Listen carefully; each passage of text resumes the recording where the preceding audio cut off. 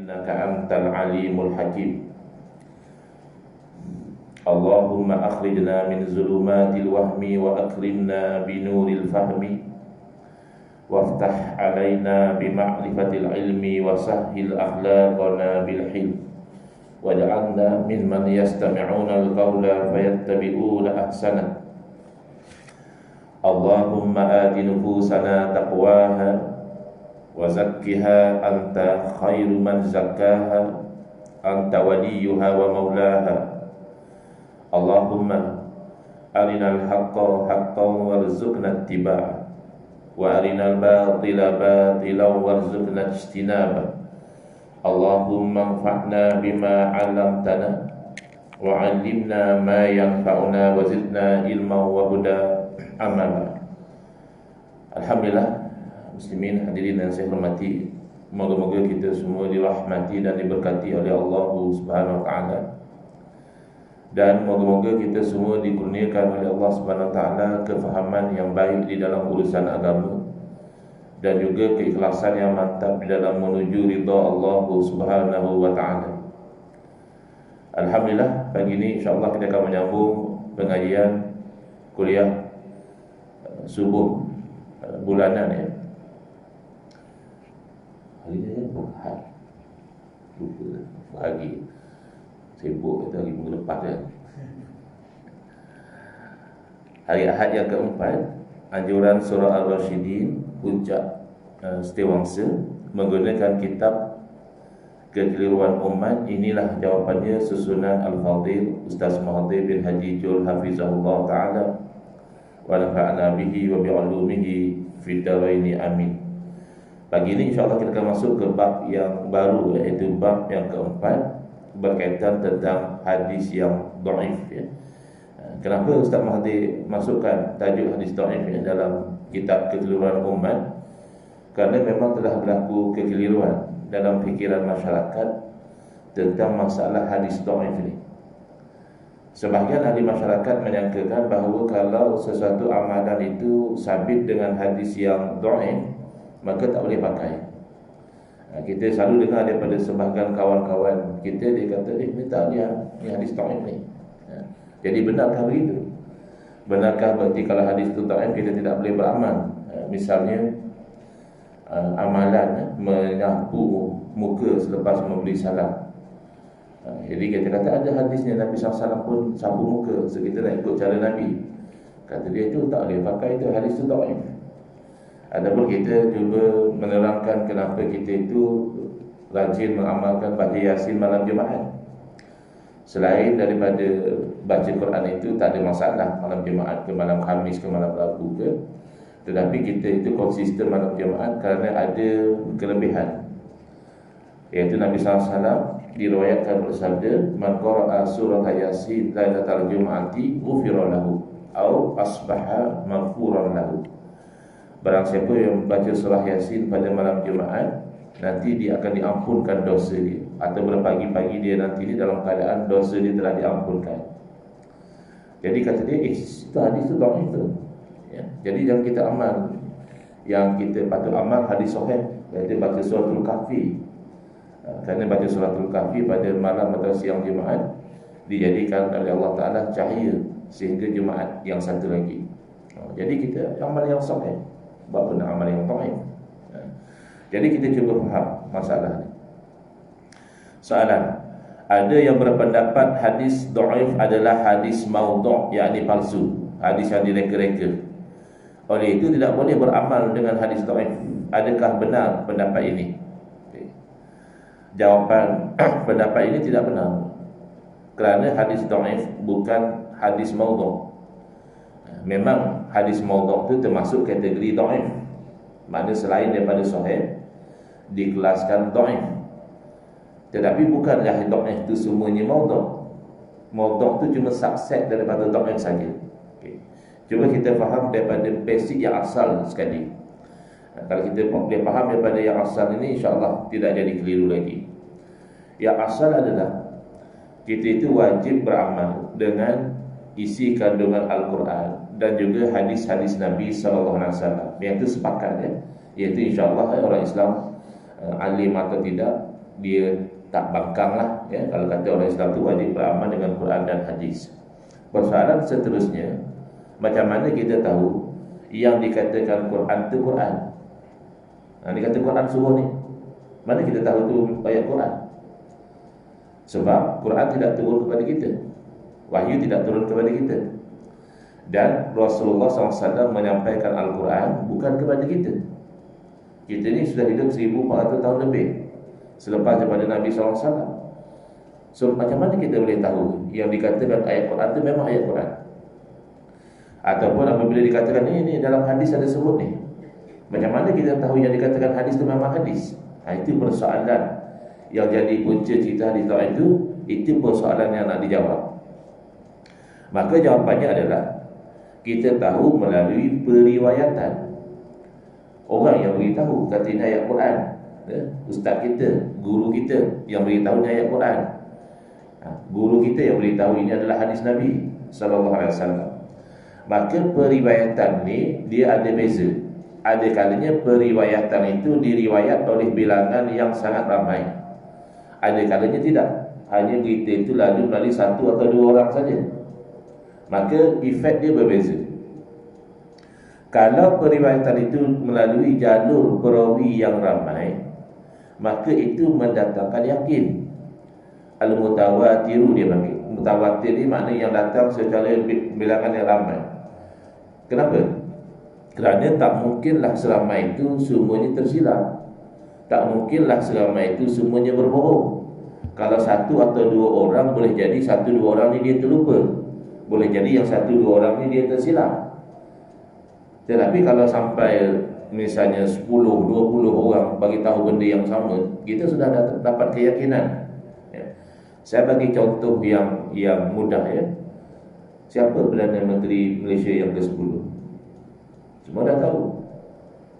Adakah yang tahu tu mereka hadir majlis akad sumpah? Atau mereka menyaksikan sendiri dengan mata kepala surat watikah pelantikan tu? Rata-rata majoriti tidak. Yang hadir majlis itu hanya beberapa orang saja daripada rakyat Malaysia. Tapi at this moment, walaupun minggu lepas tu ada persaingan yang sengit, ini cakap macam ni, sangat cakap macam itu, at this moment tidak ada lagi orang yang meragui bahawa Datuk Seri Anwar sudah jadi Perdana Menteri Malaysia yang ke-10. Walaupun beliau sendiri pun mungkin macam bermimpi juga, dah lama cuba at long last dapat. Tapi at this moment kenapa semua yakin? Sedangkan itu cerita Perdana Menteri, siapa Perdana Menteri ini bukan cerita Quran hadis. Kenapa kita yakin? Kenapa kita tak ada ragu-ragu? Kerana perkhabaran itu sampai dan melalui jalur yang berbagai. Misalnya Asrul Awani bagi tahu benda yang sama, Sinar Harian bagi tahu benda yang sama, Utusan Malaysia Berita Harian, kawan di Putrajaya pun cerita benda yang sama, di Kelantan, di Johor juga cerita benda yang sama. Jadi oleh kerana perkhabaran tentang kejadian itu melalui jalur yang banyak, tak mungkinlah itu satu kesilapan ataupun pembohongan, tak mungkin.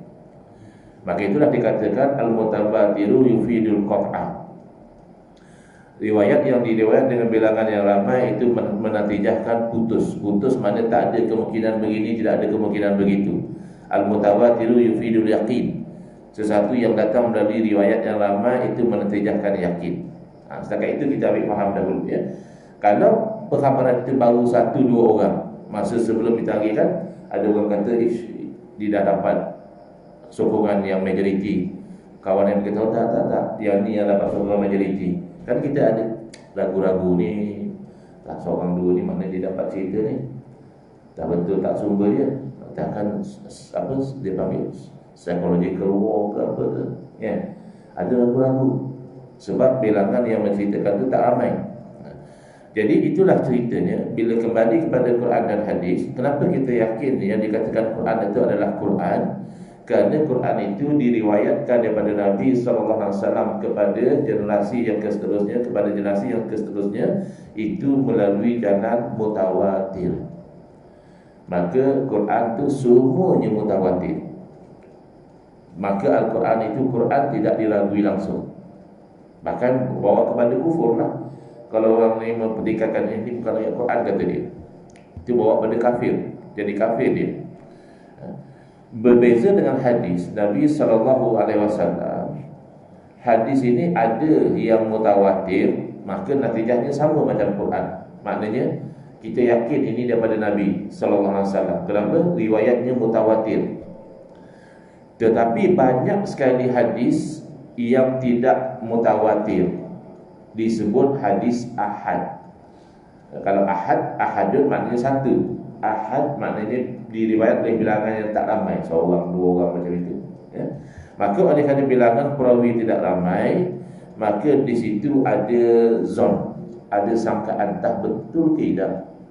Adakah benar sebagaimana yang dia sampaikan, atau dia terlupa, atau dia tersilap, atau penyampaian itu ikut bahasa dia sendiri, lain daripada yang dimaksudkan oleh Nabi SAW. Jadi ada kemungkinan-kemungkinan yang berbagai inilah menyebabkan hadis ahad dia menatijahkan zon, maknanya sangkaan, tak yakin. Tetapi tidaklah berarti kalau hadis ahad kita tolaklah sebab dia tak yakin, bukan. Kerana status tak yakin itu ada kalanya hanya sedikit. Kenapa? Ulama bila jumpa hadis mutawatir dah tidak perlu kerja susah payah lagi. Kerana dah yakin ini daripada Nabi SAW, tinggal ahli-ahli fiqh, ahli-ahli hukum nak gali saja apa makna hadis ni, apa maksud hadis. Tetapi bila berjumpa dengan riwayat hadis yang ahad, maka ulama-ulama hadis mereka terpaksa buat kerja lebih. Mereka terpaksa lihat pula pada kualiti perawi itu, adakah perawinya kuat ingatan, adakah perawinya berlupa, ya. Kemudian terpaksa pula lihat kepada sanad tu, dia memang betul-betul bersambung ke kok ada putus di mana-mana. Misalnya tabi'in. Tabi'in ni kan generasi yang jumpa sahabat Nabi tapi tak jumpa Nabi SAW. Tiba-tiba seorang tabi'in tu dia riwayat hadis, terus dia kata sahabat itu Rasulullah SAW yaqul, aku mendengar bahawa Nabi SAW itu bersabda. Jadi dia tak sebut sahabat yang meriwayatkan tu, padanya putus. Ini disilakan hadis yang mursal. Yang penting ulama ni mengambil kira beberapa faktor, kualiti perawi, bersambung atau tidak bersambungnya sanad. Lalu kalau kualiti perawinya bagus, sanadnya juga bersambung dengan baik, maka kemungkinan besar ini hadis memang daripada Nabi sallallahu alaihi wasallam. Iaitulah yang diistilahkan hadis sahih. Sementara yang tidak memenuhi kriteria tadi, lain pilihlah hadis, lain kriteria dia. Ada yang strict, ada slack sikit je, dia akan ada keraguan. Ini bukan sahih ni. Ada yang pertengahan, sederhana. Ada yang longgar, yang hadis orang lain kata tak sahih, dia nilai dia kata sahih, perawi ni okey. Jadi yang penting ini adalah ijtihad. Ya, sahih ke dhaif ke, ini adalah kajian daripada para ulama. Jadi kalau ulama berbeza pandangan tu biasa, bukan hukum fiqh saja. Hadis tu sahih atau tidak pun ulama boleh berbeza pandangan. Jadi bila tidak memenuhi kualiti hadis sahih, maka ulama mengatakan lam yasih, tak sahih. Kat sini dah satu punca, terutamanya orang Melayu, dia jadi keliru. Kerana sebut tak sahih, di sisi kita membawa kebayangan tak betul. Betul ke dengar cerita begini? Tak sahih tu. Tak sahih kita tu maknanya tak betul.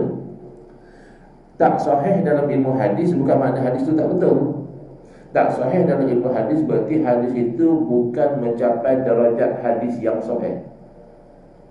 Boleh jadi betul. Jadi itulah yang dikelaskan sebagai dhaif. Secara ringkasnya, ia kalau tidak sahih, dhaif. Tapi secara terperinci, kadang-kadang yang dhaif juga naik dia punya kemungkinan bahawa itu daripada Nabi SAW, diistilahkan hasan. Hasan tu lebih kuat lagi daripada dhaif, tapi tidaklah sampai level sahih. Jadi ada dia punya perkajian dia. Jadi hadis yang dikatakan dhaif ini bukan hadis palsu. Hadis palsu ini yang mana ulama menilai bukan Nabi yang sebut, tapi orang reka. Macam mana ulama boleh tahu? Tengok pada perawi lah. Perawi ni memang kaki cop punya orang, kaki bohong punya orang. Jadi kemungkinan berbohong tu tinggi, makanya dinilai sebagai palsu. Memang teoretically, secara akli, yang biasa berbohong pun takkan dia berbohong 100%. Kok ada masa-masa dia cakap benda betul. Memang masih ada kemungkinan yang dinilai palsu oleh ulama tu kemungkinan sahih. Tetapi mereka kan menilai secara zahir. Maka kalau telah sepakat para ulama mengatakan satu-satu hadis itu palsu, maka haram kita itu menisbahkan kepada Nabi SAW. Contohnya nak cerita ni ada riwayat macam ni dan riwayat ni palsu boleh ya? Tapi nak kata ini Nabi SAW bersabda padahal hadis itu palsu, tak boleh. Tetapi kalau ulama khilaf, ada ulama kata hadis ni palsu, ada ulama lain kata tak sampai palsu, hanya dhaif saja, maka di situ kita tidak pasti ya. Ijtihad ulama ni tidak saling membatalkan. Boleh jadi yang kata palsu itu betul, boleh jadi yang kata dhaif itu betul, gitu. Baik. Jadi bolehkah kita beramal dengan hadis yang dhaif ni? Konsep beramal dengan hadis dhaif ni sebenarnya konsep berhati-hati. Contoh mudah saja. Sebenarnya kita dalam kehidupan harian kita beramal dengan perkhabaran yang dhaif, perkhabaran yang kemungkinan betul tu tak tinggi. Contoh ya, kalau kita sedang memandu kereta di highway, jalan clear elok, kereta yang Continental yang kalau bawa 110 tu macam slow sangat. Jadi kita santai bawa 16, 18 ya. Tahu-tahu sebelum kita show bawa tu kita perasan ada kereta daripada belah sana dia bagi beam, dia bagi isyarat lampu ya. Dan ada lagi satu kereta pun bagi beam. Apa yang kita buat? Kita setulak. Kerana apa? Kod lah dia bagi beam tu maknanya mengisyaratkan ada speed trap. Tapi kita tak pasti sebenarnya. Sebab kadang-kadang orang bagi beam hanya nak bagi isyarat dia nak memotong. Kan ada semua orang dia tak selalu ini kalau aku nak potong dia specialist nak ya aku. So before aku potong aku bagi beam supaya driver tu perasan. Yang kita daripada belakang kita nampak dia punya beam tu. Dan kita tak pasti. Boleh jadi beam kerana nak memotong, boleh jadi beam kerana nak bagi tahu ada speed trap. Might as well aku slow down je lah. Kalau ada speed trap aku selamat. Tak ada pun tak apalah, slow down sekejap. Itu konsep beramal hadis dhaif di situ. Ikhtiar. Jadi sebab itulah Imam Nawawi rahimahullah ta'ala menyebutkan dalam kitab Al-Azkar yang kata tak boleh amal hadis dhaif ni, dia ikut siapa sebenarnya? Kata Imam Nawawi, qala al-ulama'u minal muhadditsina wal fuqaha'i wa ghairihim yajuzu wa yustahabul amalu bil haditsi dhaif ma lam yakun mawdu'an. Saya tukar sikit susunan ayat itu supaya kita terang yang basic dahulu. Telah berkata para ulama di kalangan ahli hadis, juga di kalangan ahli fiqh, bahkan di kalangan ulama-ulama yang lain, harus bahkan digalakkan beramal dengan hadis yang dhaif selagi mana dhaifnya itu tak sampailah kepada level maudhu'. Kalau palsu tak diamalkanlah. Itu pun kadang-kadang hadis itu palsu, tapi amalan yang dicerita oleh hadis palsu itu tidak palsu. Yang saya saman YouTuber tu, kita terang benda macam tu, dia kata kita bela hadis palsu. Mana ada kita bela hadis palsu? Dia cakap dia orang ni buat kempen membela hadis palsu. Na'udzubillah. Kita suruh dia minta maaf, tak mahu. Kita pasang lawyer sama, oh baru dia ada akal dan minta maaf dengan perintah mahkamah. Beza. Maksud kita, hadis palsu bukan berarti amalannya palsu, bukan membela hadis palsu. Jangan kita tolak satu amalan semata-mata kerana kita jumpa hadis palsu tentang amalan itu, kerana amalan itu mungkin sabit dengan dalil yang lain. Itu maksudnya. Contoh mudah, ada hadis palsu cerita tentang kelebihan solat tarawih. Siapa yang solat tarawih malam pertama sekian pahala, yang solat tarawih malam kedua macam ni pula pahala dia. Ya, hadis itu palsu. Tapi adakah amalan solat tarawih itu palsu? Berarti tak ada solat tarawih sebenarnya? Tidak. Solat tarawih sabit dengan dalil-dalil yang lain, dan ada fadilat yang sabit dengan hadis yang sahih. Itu maksud hadis palsu, bukan berarti amalan dia itu palsu. Sebab dah berlaku dalam masyarakat, misalnya bila dia dengar hadis-hadis palsu tentang kelebihan puasa bulan Rajab, maka dia sangka puasa bulan Rajab itu bid'ah. Padahal sunatnya puasa bulan Rajab itu sabit dengan dalil yang lain, bukan hadis palsu tadi. Bila dia dengar kata, oh ada hadis palsu tentang kelebihan puasa hari Tarawih, hari 8 Zulhijjah, maka dia kata, ini tak boleh puasa 8 Zulhijjah ni, hadisnya palsu. Tak, memanglah hadis tu ada yang kata palsu, ada yang kata sangat lemah, ya, tetapi sabitnya sunat puasa hari Tarawih itu dengan dalil yang lain. Jadi kena hati-hati ya. Dia Dr. Hafiz Sorani, dia ada tulis buku menerangkan bahawa hadis ini bukan sekadar sahih dhaif. Kalau semua orang ingat sahih amal, dhaif tak boleh, bukan. It's not as simple as that. Sahih kita dapati ulama menilai kemungkinan besar itu daripada Nabi sallallahu alaihi wasallam, tapi itu pun ada kalanya tak diamalkan. Nabi tak amal hadis sahih sebab bercanggah dengan dalil yang lebih kuat, yang mutawatir, yang sahih, yang maknanya lebih sahih. Sedangkan yang ini walaupun sahih, maknanya ada kemungkinan begini, ada kemungkinan begitu.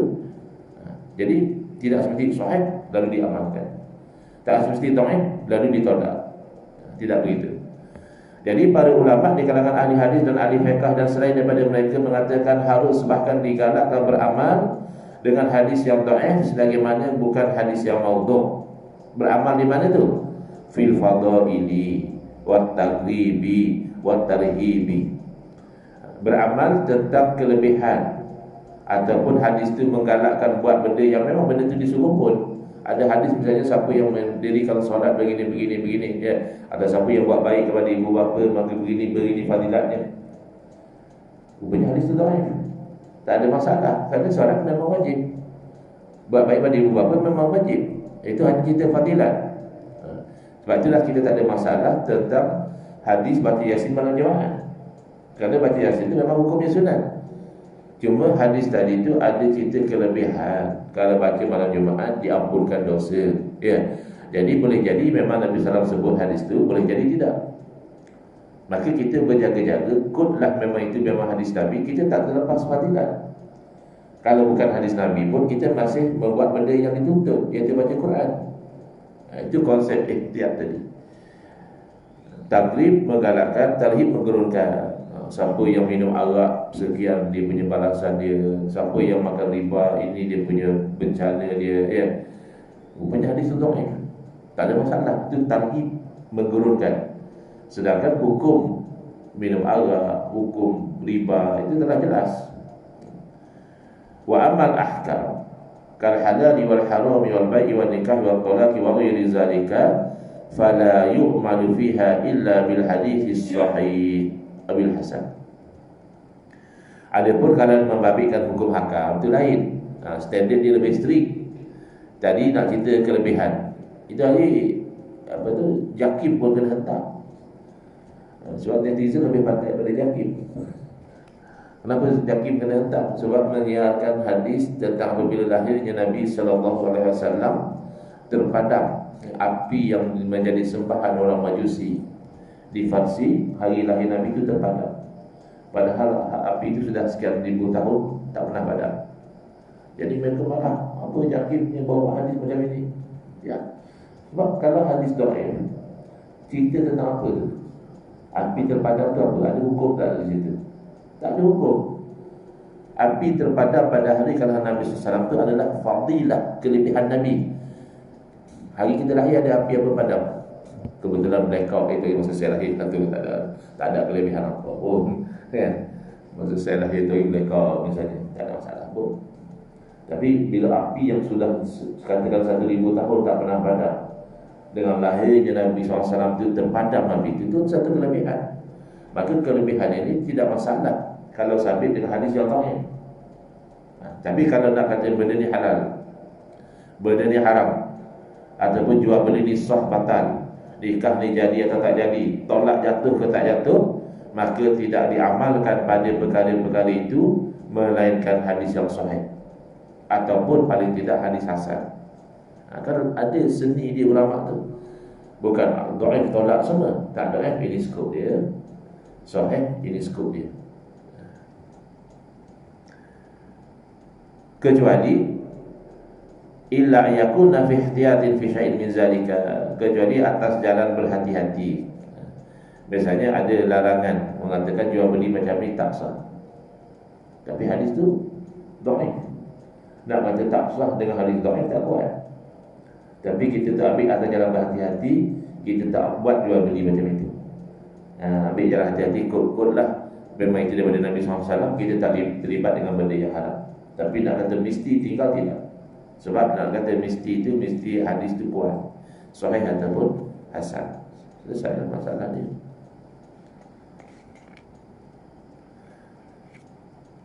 Al-Alamah Al-Muhaddis Al-Marhum Said Alawi bin Abbas Al-Maliki rahimahullah ta'ala dalam kitabnya Majmu'u Fatawa wa Rasail menyebutkan para ulama ahli hadis dan lainnya sepakat bahawa hadis dhaif dapat dijadikan pedoman dalam masalah fadailul a'mal, kelebihan beramal. Di antara ulama yang mengatakan demikian bukan calang-calang ya, Imam Ahmad bin Hanbal, Imam Ibn Mubarak, Imam Sufyan As-Sawri, Imam Al-Ambari serta ulama lainnya rahmatullah alaihim ajma'in. Dan ada yang menjelaskan bahawa mereka itu pernah berkata, mana ulama-ulama hadis ni pernah terangkan, apabila kami meriwayatkan hadis berkaitan perkara halal ataupun haram, maka kami akan berhati-hati. Ada selek kat sini, tolak, tak jadikan hujah. Tetapi apabila kami meriwayatkan hadis tentang fadailul a'mal, hanya cerita kelebihan beramal, maka kami itu melonggarkan. Mana okey, boleh amal sebab hanya kelebihan saja.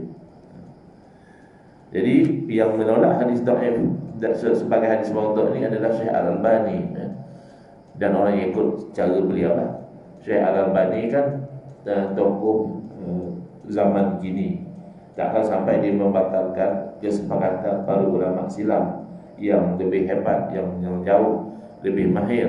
Bahkan masalah yang ada dengan Syekh Al-Albani ini adalah pengajian ilmu hadis beliau itu lebih melalui pembacaan, sedangkan ulama-ulama hadis dahulu melalui berguru, daripada guru-guru, daripada satu guru ke satu guru sampai kepada riwayatnya itu pada para sahabat radhiyallahu anhum ajma'in.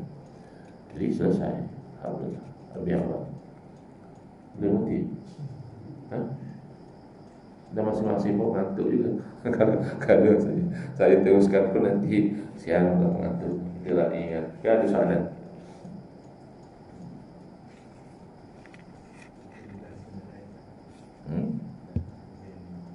Boleh masuk bab baru. Makna ibadah. Okay. Apakah makna ibadah dan bagaimana ringkas tentangnya? Bab 5 muka surat 61. Tapi hadis dhaif ni jelas kan? Okey, alhamdulillah. Jadi tajuk bab yang kelima ni sebenarnya Ustaz Mahathir nak meleraikan kekeliruan masalah tauhid dan syirik. Sebab sudah ada orang Islam yang ini tak boleh, ni syirik. Ni syirik. Betul lah tu. Apakah makna ibadah dan huraian ringkas tentangnya? Ibadah tu ada dua makna. Satu, ibadah hakikiyah yang membawa makna menyembah, ghayatil khudu' wa tazallul, kemuncak daripada ketundukan dan setinggi-tinggi penghinaan diri dengan i'tiqad yang diibadahkan itu mempunyai rububiyah, iaitu Tuhan. Kenapa kita tadi sembahyang, rokok, sujud, letak muka kita, dahi kita di ke tanah? Kenapa? Sebab Allah suruh. Dan Allah Tuhan, maka kita ikut. Kita hinakan diri di depan Allah. Jadi itu ibadah seperti itu untuk Allah saja. Tak boleh untuk selain daripada Allah tu jadi syirik. Tetapi ada di sana ibadah yang umum, iaitu melakukan kebaikan-kebaikan dengan niat menghampirkan diri kepada Allah. Ini boleh kepada selain daripada Allah, tapi dengan i'tiqad bahawa makhluk itu tidak ada rububiyah. Makhluk itu tidak mendatangkan manfaat dan mudarat. Contoh satu orang pergi pada ibu bapa dia, minta restu pada ibu bapa dia, minta doa untuk dia berjaya Jadi itu kan dia ada menghormati pada ibu bapa dia. Mungkin dia cium tangan ibu bapa dia. Bahkan zaman Nabi SAW ada sahabat yang apabila ayahnya masuk Islam, dia cium dahi, tangan dan kaki ayah dia. Dan Nabi SAW hanya menitiskan air mata. Nabi bersabda, setelah ayahnya masuk Islam, dia telah menunaikan hak-hak seorang ayah. Mana cium kaki pun masih lagi hak seorang ayah. Cuma lagi di tempat kita ni, itu amalan yang tidak diamalkan. Maka amalan yang tidak diamalkan jangan dilakukan, kerana itu akan menimbulkan rasa tidak selesa pada orang lain. Tapi saya ingat kalau sebelah India sana tu, mereka biasa cium kaki sebagai tanda hormat. Dari segi hukum, mencium kaki orang yang mulia itu adalah sunat, hukum asal dia. Tapi dari segi perbuatan, oleh kerana bukan adat di tempat kita, kebiasaan, maka dijauhkan. Jadi adakah syirik dia pergi cium kaki ayahnya? Kalau syirik mesti Nabi larang. Adakah syirik dia hormati guru dia, ambil berkat daripada guru dia? Guru dia minum air misalnya, ada sikit balance sikit, kan biasa kadang orang ambil berkat, ini berkat tebu. Syirik? Tidak. Kerana itu bukan dia menyembah kepada guru dia, atau dia beriktikad guru dia itu mendatangkan manfaat dan mudarat. Tidak. Itu nak beza dua ni. Maka tidaklah termasuk syirik amalan tawassul, istighasah, isti'anah, tabarruk dan lain-lain. Ini sebenarnya nanti ada penjelasan yang lebih detail tentang tawassul, tabarruk dan istighasah ni. Cuma secara ringkas, ya, tawassul ni adalah kita mengambil sesuatu sebagai wasilah. Tawassala ya tawassalu, maknanya kita mengambil sesuatu itu sebagai jalan untuk capai sesuatu yang lain. Tapi yang dimaksudkan dengan tawassul dalam perbincangan ni adalah kita menyebut sesuatu dalam doa dengan niat sebagainya doa kita itu dikabulkan. Orang politik baru ni mungkin nama yang tawassul, kau minta benda besar-besar, jadi Perdana Menteri, kan nak jadi menteri, nak menang dalam pilihan raya. Jadi sebut apa? Yang sepakat boleh kita itu sebut dalam doa adalah Asmaul Husna, nama-nama Allah. Misalnya kita itu nakkan ilmu, ya alim.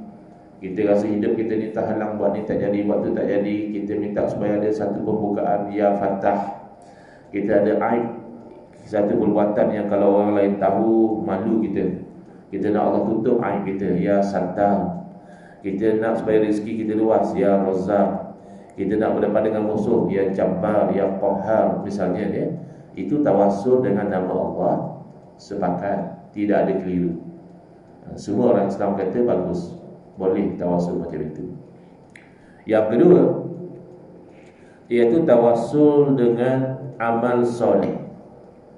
Kita nak minta satu pada Allah, minta direct boleh. Ya Allah, kau sembuhkanlah penyakitku ini, ya Allah, boleh. Tapi ada orang dia tawassul dulu. Dia kata, ya Allah, satu masa dahulu saya pernah ditawarkan untuk ambil rasuah dengan jumlah yang besar. Saya sangat teringin nak ambil, ya Allah, tapi oleh kerana saya takut akan azabmu, maka saya tolak. Kalau itu adalah amal soleh di sisimu, ya Allah, sembuhkanlah penyakitku ini. Kenapa saya bagi contoh ambil rasuah tadi? Sebab ada setengah orang ingat amal soleh itu hanya buat benda baik, sembahyang, puasa, sedekah dan sebagainya. Dia tak perasan menahan diri daripada benda buruk pun amal soleh. Rasuah itu buruk, dia teringin, tapi dia takut kepada Allah, maka dia tak ambil rasuah itu, amal soleh. Boleh tak macam itu sebut amal soleh kita? Jawabnya sepakat boleh. Tak ada yang mendikaikan, semua kata boleh.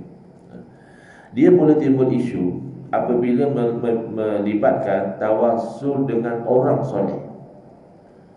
Yang paling soleh daripada orang soleh tentulah Rasulullah sallallahu alaihi wasallam. Dan kita angkat tangan, ya Allah, dengan kemuliaan Nabi Muhammad sallallahu alaihi wasallam, kau menangkanlah kami dalam perjuangan ini, misalnya gitu. Di situ dah boleh ada kekeliruan. Kalau jenis yang tak mengaji, hanya semangat lebih, dia akan kata syirik. Tawassul dengan orang soleh syirik, kata dia. Dia kata, kenapa pula syirik? Sebab kamu menjadikan makhluk sebagai perantaraan. Syirik lah. Jadi tak betul. Sebab orang macam ni, dia menerima tawassul dengan amal soleh. Dia kata tawassul dengan amal soleh boleh, padahal dia tak perasankah amal soleh itu juga makhluk. Bukan orang soleh je makhluk Allah. Amal soleh itu juga makhluk. Allah berfirman, wallahu khalaqakum wa ma ta'malun. Allah yang ciptakan kamu, kita ni makhluk, dan apa yang kamu amalkan, maknanya amal kita soleh atau tidak, itu makhluk Allah. Jadi apa satu justifikasi? Tawasul dengan satu makhluk namanya amal soleh, okey, bagus. Tawasul dengan satu makhluk lain namanya orang soleh, atau syirik. Tak ada. Nah, ini kejahilan yang diyakinkan diri dia macam dia betul. Tapi di kalangan mereka yang tak sependapat dengan kita, tapi mereka ni jenis mengaji, ada ilmu, dia tak kata syirik. Dia kata macam mana? Dia kata tawasul dengan orang soleh ni boleh, dengan syarat orang soleh yang masih hidup. Kita pergi jumpa orang soleh, ya, kita kata tolonglah doakan saya supaya saya berjaya dalam hasrat saya ni, gitu. Boleh sebab dia hidup lagi. Tapi kalau orang soleh tu dah meninggal dunia, kita masih lagi, ya Allah ya Tuhanku, dengan berkat Syekh Abdul Qadir Jalani, ya Allah ya Tuhanku, dengan keilmuan Imam Syafi'i, ya Allah ya Tuhanku, dengan kemuliaan Nabi Muhammad sallallahu alaihi wasallam, misalnya, itu kata dia khilaf. Yang rajih, yang kuat, haram. Ini tak betul. Sebenarnya tidak khilaf. Sebenarnya ijma' ulama tawasul macam itu boleh. Kenapa dia kata khilaf? Kerana Al-Imam Ibn Taymiyah mengatakan haram ataupun melarang. Jadi dia lebih mendahulukan pandangan fatwa Al-Imam Ibn Taymiyah daripada kesepakatan ulama-ulama salaf. Tak ada ulama salaf kata tawasul hanya boleh dengan orang hidup. Tapi dia, oleh kerana Ibn Taymiyah mempertikaikan, mereka ini lebih mendahulukan pandangan Al-Imam Ibn Taymiyah. Kenapa tidak ada ulama salaf yang mengatakan tak boleh ataupun haram? Kerana haram ni hukum. Hukum perlu pada dalil, dan tak ada dalil. Bila Nabi SAW ajar doa tawasul pada satu orang buta, lepas Nabi ajar doa tawasul, Nabi tak ada bagi tahu, kata ni doa macam ini kalau saya masih hidup boleh doa, tapi kalau saya nanti dah meninggal dunia jangan. Ini haram. Tak ada. Kan kita semua belajar sifat wajib bagi Rasul tabligh, menyampaikan. Padahal benda tu haram, kata Nabi kena beritahu. Nabi tak beritahu. Satu. Yang kedua, sahabat pun tak faham macam itu. Sahabat Nabi bernama Utsman bin Hunayf radhiyallahu anhu ajar doa tawasul yang Nabi ajar pada orang buta itu kepada seorang lelaki untuk diamalkan pada zaman Sayyidina Utsman bin Affan radhiyallahu anhu jadi khalifah. Mana lama selepas Nabi wafat, sahabat ada masalah, baca doa ni, kata dia, tawasul dengan Nabi. Kerana sahabat faham bahawa tawasul ni asasnya adalah sebut sesuatu yang mulia dalam doa. Sebut nama Allah, sebut amal soleh, sebut orang soleh. Jadi kemuliaan orang soleh adakah terhenti dengan kematian? Dulu masa dia hidup, dia soleh, dia mulia. Lepas tu dia mati dah tak mulia lagi. Tak mungkin. Lebih jelas lagi bila kita tawasul dengan Nabi SAW, kan kerana kemuliaan Nabi, kerana kedudukan Nabi. Adakah Nabi SAW hanya mulia ketika baginda hidup, lalu baginda tidak mulia selepas baginda wafat? Kan tak mungkin.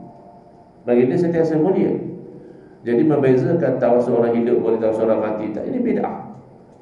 Tidak ada dalil. Oh, tapi ada Ustaz. Dalilnya iaitu Sayyidina Umar radhiyallahu anhu bila istisqa minta hujan, Sayyidina Umar tawasul dengan Al-Abbas, bapa saudara Nabi. Itulah bukti tak boleh tawasul dengan orang mati. Kalau boleh tawasul dengan telah meninggal dunia, takkanlah Sayyidina Umar tawasul dengan Al-Abbas, tentu Sayyidina Umar tawasul direct dengan Nabi. Ini bukan dalil. Ini hanya kefahaman kamu dan kamu salah faham. Yang berlaku adalah Sayyidina Umar tawasul dengan Al-Abbas, berarti boleh tawasul dengan selain daripada Nabi. Itu cara ulama kita faham. Kejadian tawasulnya Sayyidina Umar dengan Al-Abbas adalah dalil boleh bertawasul dengan selain daripada Nabi sallallahu alaihi wasallam. Tapi nak mengatakan itu adalah bukti haram bertawasul dengan orang mati, tak ada.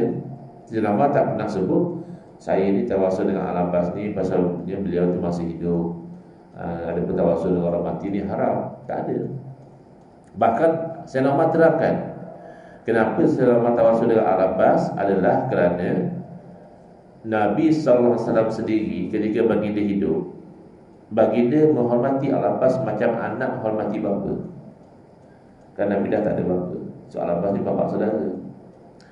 Lalu Sayyidina Umar berkata, hendaklah kamu ikut sunnah Nabi, muliakanlah Al-Abbas, jadikanlah Al-Abbas ni wasilah dalam berdoa kepada Allah. Jadi tujuan Sayyidina Umar tawasul dengan Al-Abbas bukan kerana Nabi dah wafat, tapi kerana nak ikut sunnah Nabi memuliakan Al-Abbas. Kemudian jalan istighosah ni sama juga. Bahkan tawasul dengan orang mati ni riwayatnya Nabi SAW yang buat. Nabi sendiri ketika selesai mengkebumikan jenazah isteri Abu Talib, iaitu Sayyidatina Fatimah binti Asad radhiyallahu anha. Kan Nabi kan Abu Talib dia bela. Jadi Fatimah binti Asad ni isteri Abu Talib dia macam mak sendirilah, ya, mak saudara tapi dah macam mak sendiri. Jadi Nabi kebumikan sendiri jenazahnya dan Nabi doa. Antara doa Nabi SAW, Allahumma bihaqqi wa bihaqqil anbiya'i min qabli. Ya Allah, dengan hak aku, Nabi tawasul dengan diri baginda sendiri, dan hak para Nabi sebelum daripada aku. Para Nabi sebelum daripada Nabi SAW kan dah wafat. Kalau tawasul kalau mati syirik, tak kalau Nabi buat. Tapi hadis tu tak kuat Ustaz. Habis kamu hadis apa yang kamu ada? Oh, bila kita bawa hadis, kamu pandai kata hadis kita tak kuat. Yang kamu apa satu hadis pun tak ada. Kan kamu nak mengharapkan tawasul, apa hadis pun tak ada. Kita sekolahnya hadis-hadis ni saling kuat menguatkan. Hadis Utsman bin Hunayf, hadis tawasul Nabi dengan Nabi-Nabi terdahulu. Ya, tak adanya larangan daripada Nabi SAW. Sayyidina Umar terangkan tawasul Al-Abbas tu kerana sebabnya ikut sunnah Nabi. Ya, kamu langsung tak ada apa dalil. Tiba-tiba kamu nak paksa orang menerima kononnya tawasul orang mati itu haram, semata-mata kamu ta'assub kepada fatwa Ibn Taimiyah. Itu saja sebenarnya. Kalau dalil tak ada. Jadi tabaruk, tabaruk ni ambil berkat. Tapi tabaruk ni dia punya khilaf dia tidak teruk sangat. Tabaruk ambil berkat ni mereka kata hanya boleh dengan kesan Nabi SAW. Maknanya kalau kita ada dapat selimut Nabi ke, rambut Nabi ke, capal Nabi ke, boleh ambil berkat. Yang kepentingan tu sebab logo capal. Kalau capal sungguh dia kata boleh. Kalau memang tu capal Nabi, boleh ambil berkat. Tapi dengan orang lain tak boleh. Dengan orang selain daripada Nabi tak boleh. Sedangkan di sisi kita ahli sunnah wal jamaah, tabaruk ambil berkat ni boleh dengan Nabi SAW dan boleh dengan selain daripada Nabi di kalangan orang-orang soleh. Jadi tak ada masalah lah. Misal kata riwayat Nabi Imam Syafi'i rahimahullah ta'ala ambil berkat daripada baju Imam Ahmad bin Hanbal kerana kesolehan Imam Ahmad. Imam Ahmad bukan Nabi, ya. Kalau dalam kisah dalam Quran, Nabi Yaqub alaihissalam ambil berkat daripada baju Nabi Yusuf alaihissalam. Diusap ke muka tu, sembuh daripada masalah mata. Padahal hakikat dia menyembuhkan penyakit adalah Allah, bukan baju. Habis apa cerita sapu muka dengan baju? Itu namanya tabaruk. Ambil berkat. Bahkan Nabi SAW bila berwudu, sentiasa air wudu baginda itu ditandah oleh para sahabat, disapu ke muka dan ke badan, tabarukan, ambil berkat. Kalau haram, Nabi larang, ya. Tapi yang tu dia kata tak apa sebab daripada Nabi. Nabi SAW yang kita tabaruk tak apa kata dia. Tapi kalau selain daripada Nabi tak boleh. Jadi kita tidak nampak ada dalil di situ. Bahkan Nabi SAW sendiri pernah ditanya tentang bagi dia ambil air kesan daripada wudu orang mukmin atau tempat minum, ya. Jadi kata Nabi SAW, saya mengambil berkat daripada kesan tangan-tangan orang mukmin. Jadi kalau Nabi SAW sendiri ambil berkat daripada orang lain, kenapa pula kita nak menyempitkan hanya kepada Nabi SAW? Kan ada dari kecoh sekejap, ada budak-budak muda pergi melawat Gunung Jerai, lepas tu mandi kat perigi. Kecoh, ini buat ritual apa pula lah, mandi. Apa ritual ni? Mandi, bersihkan badan. Mandi kat perigi, perigi tu dekat dengan tempat dia nak pergi. Dia pula air bukit, kan lebih fresh. Tak Ustaz. Dia buat macam tu sebab kononnya perigi itu digali oleh seorang Tok Syekh yang soleh, yang alim, maka dia nak ambil berkat. Itulah puncanya. Di sisi kami boleh. Di sisi kita Ahlussunnah wal Jamaah tak ada masalah kalau betul itu pergi digali oleh satu ulama yang soleh dan kita mandi di situ nak ambil berkat, boleh. Di sisi kamu ya, kamu kata tak boleh, tak ada dalil. Syirik, tak syirik. Kalau syirik, ambil berkat dengan Nabi pun tak boleh. Syirik kan menuhankan selain daripada Allah. Kalau kamu kata tak ambil berkat dengan selain daripada Nabi itu syirik, berarti ambil berkat dengan Nabi syirik juga. Sedangkan ambil berkat bukan menyembah selain daripada Allah, hanya ambil kebaikan daripada makhluk Allah. Jadi ini kekeliruan mereka ya. Yang terakhir, saja saya sebut terakhir itu bagi segar sikit. Biasa dalam ceramah ni dia sebut terakhir tu yang tidur nak habis dah, lega sikit rasa. Jadi kalau bukan terakhir pun jangan marah. Ini hanya nak menyegarkan keadaan. Jadi yang terakhir, istighasah, minta tolong. Istighasah dengan Allah sepakat. Istighasah dengan makhluk ada yang boleh, ada yang tak boleh. Di sisi kita, istighasah yang boleh adalah dengan i'tiqad bahawa makhluk tidak boleh beri apa-apa, hakikatnya Allah yang beri. Habis kamu tak tolong dengan makhluk apa? Asbab, usaha ikhtiar saja. Tapi kalau tak tolong dengan makhluk dengan i'tiqad memang makhluk yang tolong, bukan Allah, syirik. Di sisi golongan lain, dia kata tak. Dia kata minta tolong dengan makhluk yang masih hidup je boleh. Tapi kalau minta tolong dengan makhluk yang dah meninggal dunia, kita kata madad ya Rasulullah, pertolonganmu wahai Rasulullah. Ya Rasulullah khuz biyadi, wahai Rasulullah bimbinglah tanganku. Itu tak boleh, sebab Nabi dah wafat. Jadi sebenarnya bukan begitu. Minta tolong orang hidup pun syirik. Kalau kamu beriktikad orang hidup yang beri, bukan Allah, syirik. Saya bagi contoh ya. Satu orang pergi pada doktor pakar. Dia kata, doktor, tolonglah sembuhkan penyakit saya. Syirik atau tidak? Padahal yang menyembuhkan penyakit adalah Allah. Jawabnya, kalau dia itu orang Islam, zahirnya tak syirik. Sebab itu hanya usaha ikhtiar. Maksud dia, doktor tolonglah usaha dan ikhtiar, moga-moga penyakit saya ini sembuh. Cuma direkaskan, doktor tolong sembuhkan penyakit saya. Jadi zahirnya tidak syirik. Kecuali ada qarinah menunjukkan memang dia yakin doktor yang menyembuhkan. Contoh ya, bila dia dah sembuh, kawan-kawan pun ucapkan tahniah Tuan Haji ya. Dah bertahun Tuan Haji sakit, akhirnya Allah beri sembuh. Lalu dia kata, bila masa pula Allah beri saya sembuh? Saya sakit bertahun-tahun, tiap-tiap malam saya berdoa, Allah tak bagi sembuh pun. Tapi saya berubat dengan doktor 3 hari sembuh. Doktor yang sembuhkan saya, bukan Allah. Kalau sampai macam itulah ucapan dia, ya syirik. Jadi saya pernah tanya ketika berdepan dengan bidak pandai di Perlis lah. Saya tanya, ada ke dalil yang kata haram istighosah Allah mati ni? Jadi dia jawab, dalil banyak dalam Quran. Banyak tak apalah, mainlah satu dalil cukup lah, kita nak dengar. Yang kata haram istighosah Allah mati, agak senyap habis. Kalau seorang, mungkin seorang tu terlupa, maklumlah manusia ya. Kita tahu ada dalil, kita lupa. Takkan 14-15 orang bakal lupa habis. Ini bukan orang calon-calon orang, ada PhD, orang bijak pandai. Diam tu, ada satu dalil tu. Yang tu yang dia faham hati. Dia kata kalau macam tu, kalau kita boleh minta tolong dengan wali-wali Allah yang telah meninggal dunia dengan i'tiqad bahawa Allah yang beri, bolehlah kita pergi kat pokok. Wahai pokok, tolonglah saya. Tapi i'tiqad kita Allah yang beri. Kan pandai pula istighosah macam tu. Istighosah tidak disyariatkan macam tu. Tapi dengan i'tiqad Allah yang beri. Allah, kalau i'tiqad Allah yang beri, bolehlah, tak syirik. Tapi tidak disyariatkan. Sebab pokok bukan caranya kita dapat kebaikan daripada pokok dengan cara pergi minta dengan pokok.